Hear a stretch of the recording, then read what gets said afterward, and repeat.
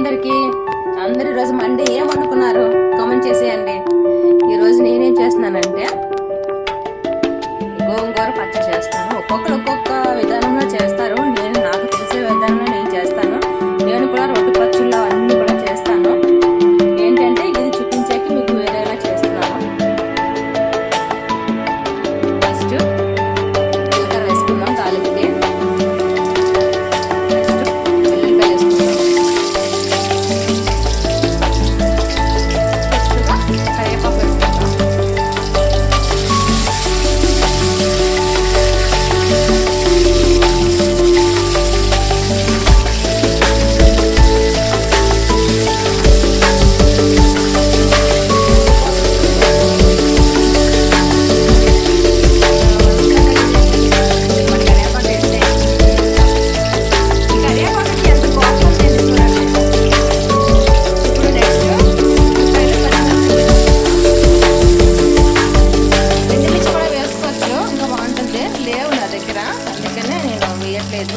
మీ దగ్గర ఉంటే వేసుకోవచ్చు.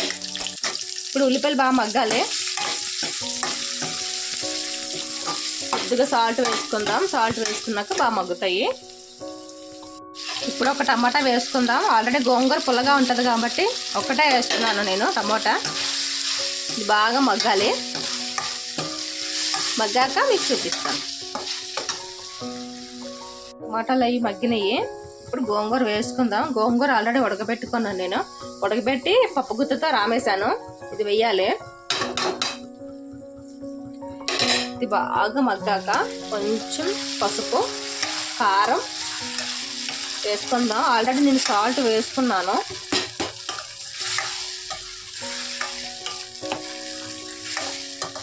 బాగా నూనెలో మగ్గాలి. మగ్గిన తర్వాత చూపిస్తాను. కొద్దిగా పసుపు వేసుకుందాం. పసుపు చాలా మంచిది. తింటే చాలా ఇంపార్టెంట్ మన బాడీకి.